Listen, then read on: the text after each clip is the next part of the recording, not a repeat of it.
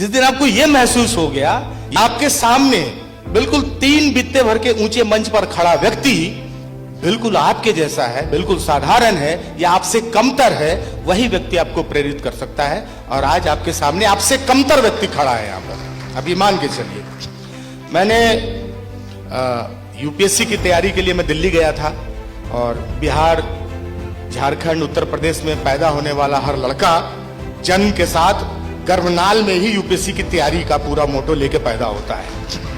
उसको यही बताया जाता है बाद में राष्ट्रपति बन जाना, लेकिन पहले यूपीएससी की तैयारी कर लो। और अगर पहले बन गए तो बाद में कर लेना, लेकिन पढ़ना एनसीईआरटी एक बार, मनोरमा ईयरबुक एक बार पढ़ना जरूर, है ना।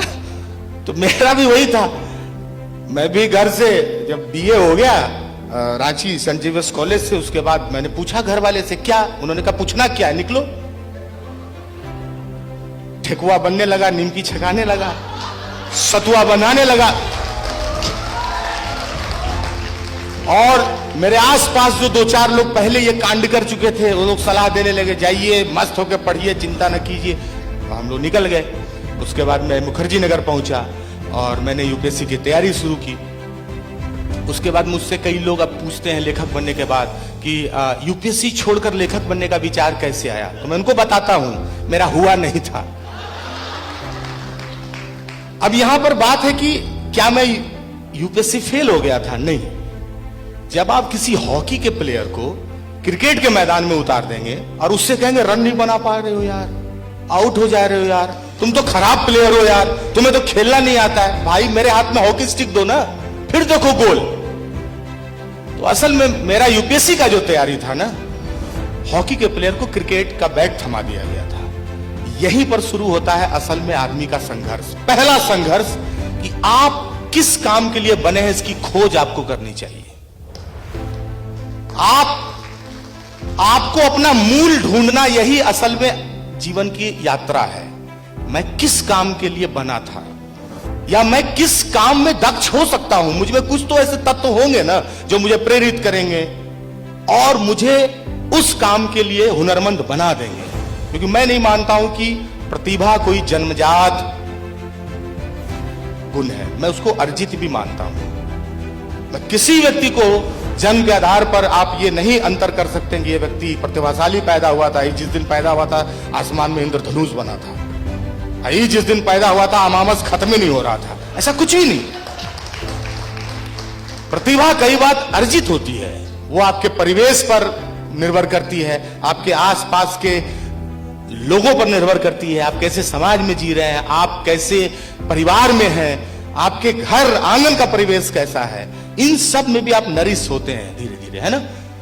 तो मैंने बचपन से अपने पिता को समाजवादी आंदोलन, तो इनका भाषण, तो इनकी कविता, तो दिनकर, तो रेणु की कहानियां, तो दिनकर की कविताएं, तो प्रेमचंद की कहानियां, मैंने यही सुनते हुए मैं अपने पिता से मैट्रिक तक कहानी सुनता था।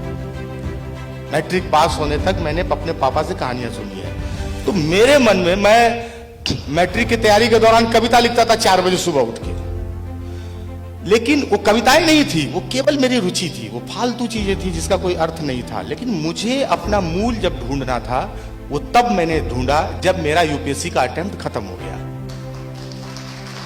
मैं लेट कर गया, मैं देर कर गया, मुझे तब लगा मैं क्या करूं, मेरा तो यूपीएससी खत्म, अब तो लाल बत्ती कपार पर जलेगा नहीं, अब मुंह लाल करके घर जाना है और फिर पूरा समाज काला कर देगा। आ गए, आओ कलेक्टर साहब, बाप रे बाप, देखिए तो फिर वो आपको बताएंगे क्रिकेट खेल नहीं पाता है, खेलना आता ही नहीं था। भैया हम हॉकी के प्लेयर थे। तो मैंने अपना मूल उस दिन खोजा, अपने अंदर का अनुसंधान, अपने अंदर की खोज कोलंबस के अमेरिका खोजने से ज्यादा बड़ी खोज है, उस खोज में लगी आप। और तब मैंने खोजा कि मैं एक लेखक हो सकता हूं। मैंने यूपीएससी की तैयारी के दौरान देश दुनिया को पढ़ा, सामाजिक समस्याओं को पढ़ा, आर्थिक नीतियों को पढ़ा, उसका विश्लेषण करता हूं, उसको लिखता हूं। तो मैं कहानियां क्यों नहीं लिख सकता हूं? और मैंने एक कहानी लिखी यूपीएससी के ही तैयारी करने वाले लोगों की जिंदगी पर, डार्क हॉर्स नाम की।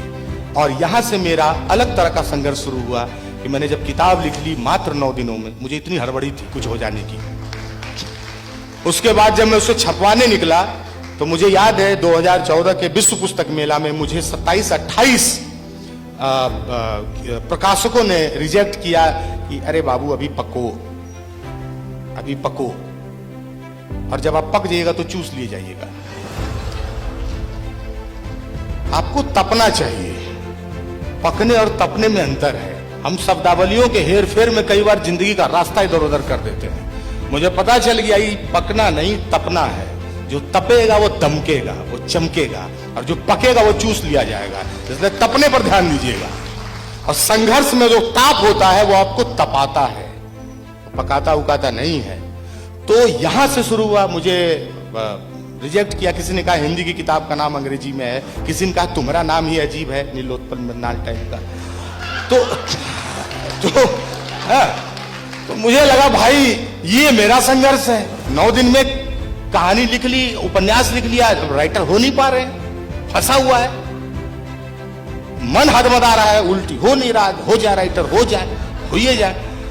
तो वहां से जो है उकता के मैंने सोशल मीडिया पर पोस्ट डाला कि मैंने राइटर बनना चाहा था, किताब तो मैंने लिख लिया, मेरी जिम्मेदारी थी, मुझे कोई नहीं छाप रहा है, अब मैं अपनी किताब खुद से पब्लिश करूंगा, मुखर्जी नगर में अपने दोस्तों के साथ ठेले पर बेच लूंगा।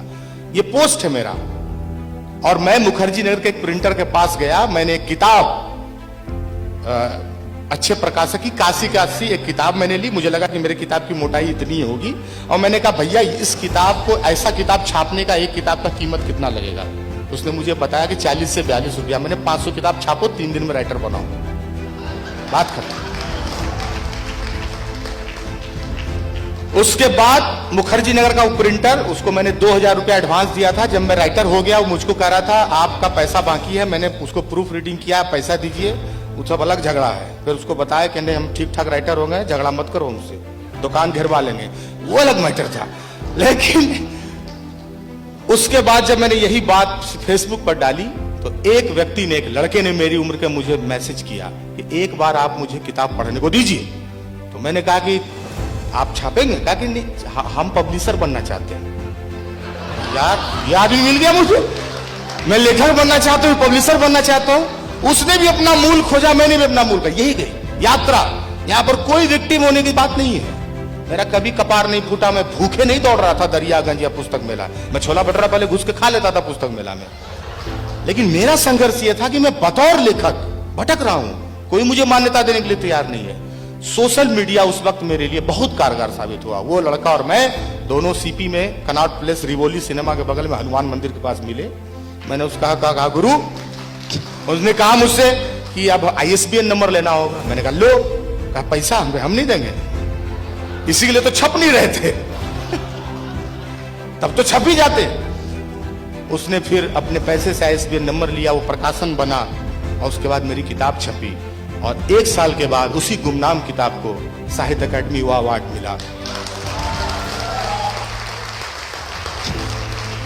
और यहां पर 2 बातें हैं। एक बात कि आपने जब अपने मूल की खोज कर ली तो फिर उस पर भरोसा कर लीजिए, क्योंकि वो अनुसंधान अचानक से नहीं आया था।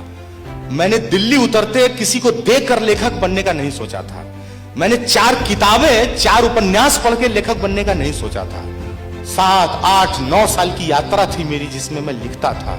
5 साल मैंने फेसबुक पर लिखा, तब जाके मुझे मेरा मूल मिला। लेकिन जिस दिन मिला उस दिन मैंने भरोसा कर लिया, कोई मुझे छापे न छापे, लेकिन जैसे ये किताब किसी के डेस्क पर जाएगी वो मुझे नोटिस करेगा, क्योंकि मुझे लगता है मैंने 10 साल की यात्रा के बाद अपने आप को खोजा है। तब खोजा है।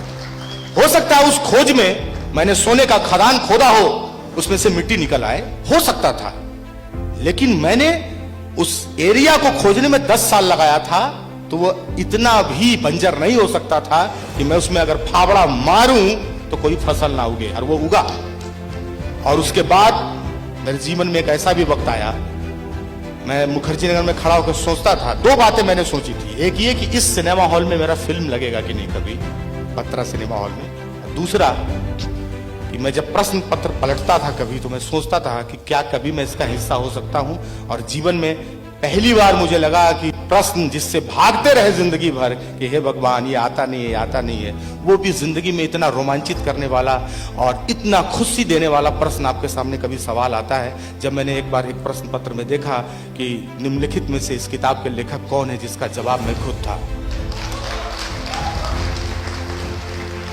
तो जीवन में मैं यही मानता हूं कि जिस दिन आपने अपना मूल ढूंढ लिया उस दिन आपके लिए रास्ता आसान हो सकता है। और दूसरी बात, संघर्ष को कभी विक्टिम होकर मत देखिए। आपका मंजिल जितना विराट होगा बॉस, जितना विराट मंजिल होगा उतना लंबा रास्ता होगा। धैर्य रखिए।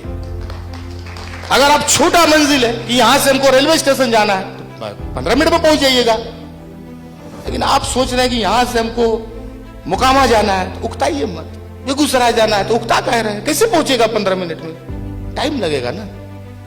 तो हमारी पीढ़ी के साथ क्या है कि हम मोटिवेशनल स्पीकर को देख के अपना गति बढ़ा देते हैं, तुरंत हो जाएगा। देखा ये लड़का को, यहां से हम लोग को ये सोचना होगा कि हमें अपनी यात्रा सजग होकर धैर्य के साथ करनी है। और ये बिल्कुल नहीं सोचना है क्योंकि आपके आसपास जरूरी नहीं है कि वैसे ही लोग हों जो आपको प्रोत्साहित करें।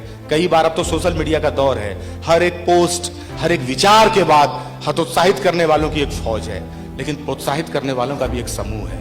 ऐसे समय में जहां सब कुछ अराजक दिखता है, यहां सुख और उत्सव भी अराजक दिखता है, लोग खुशी में ऐसे बनाते लगता बम पटक देगा। 1 जनवरी को निकल जाइए तो लगता है कि भगवान युद्ध हो गया, गृह युद्ध छिड़ा हुआ है रोड पर। तो जहां उत्सव भी इतना अराजक है, वहां पर धैर्य के साथ अपने लक्ष्य को साधते हुए आगे बढ़ना ये थोड़ा कठिन काम तो है, खास करके हमारी पीढ़ी के लिए। लेकिन मुझे लगता है कि हमारी पीढ़ी को अपने आप पर भरोसा, और दूसरा बात कि हम लोग जैसे परिवेश से हैं, देखिए मेरा ये पुखराज, मूंगा, मोती, ये सब घर से जख बाबा, अक्षत, चावल, भभूत, ये सब साथ लगा के भेजा गया था, पूरे पैकेज में दिल्ली भेजा गया था हमें। ठीक है, ये आपको भी भेजा जाता होगा, आप भी पटना आए होंगे तो इस पूरा पैकेज लेके आए होंगे, है ना। सोमवार को मेरा एग्जाम भी हो तो मेरी माँ तो यही कहेगी सुबह उठ के नोट्स दोहरा लेना, ये तो नहीं कहेगी पहले डाल लेना जल। तुमराम जानते हैं तुमको वही पास करा सकता है ना। तो ऐसी स्थिति में भाग्य पर विश्वास तो हमें हमारे परिवेश से मिला है, लेकिन मैं मानता हूं कि आप में से कई लोगों को दुनिया कहती होगी या आपका ही ज्योतिष कहता होगा कि आपके भाग्य में कुछ नहीं है। तो मैंने अपने उपन्यास अवघड़ में एक पंक्ति लिखी है, उसको मैं आपके साथ साझा करके इस बात को खत्म करना चाहूंगा कि अभागा ईश्वर का वो भरोसेमंद व्यक्ति है जिस पर ईश्वर को भरोसा है कि इसे कुछ मत देके भेजो, ये सब कुछ खुद हासिल कर लेगा। दूसरी बात कि जिसके भाग्य में कुछ नहीं है सब कुछ उसके हाथ में है।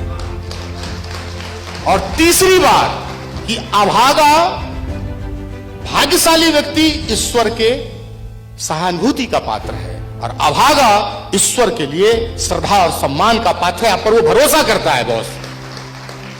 तो अपने आप पे भरोसा रखें, अपने काम पर भरोसा रखें।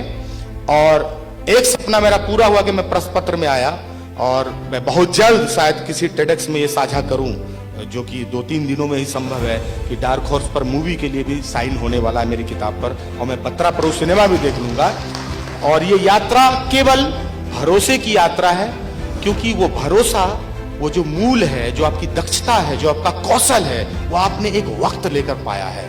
तो कर्म पर यकीन और एक अज्ञात शक्ति पर भी आस्था रखिए, लेकिन सबसे ज्यादा भरोसा आप अपने पर रखिए, क्योंकि गीता में भी कहा गया है कि देह इसलिए मिला है कि तुम कर्म करो। और इसके साथ मैं 2 पंक्तियों के साथ खत्म करूंगा अपनी बात को कि एक कवि भी हूं तो ये मोह मैं क्यों छोड़ूं टेडेक्स के मंच पर, तो इसको भी मैं दे ही दूं। जितने लोग हैं उनके भी सर डाली दूं सर। यहाँ के युवाओं के लिए मैं कहना चाहूंगा कि आसमां पर फेर कर तू उंगलियां,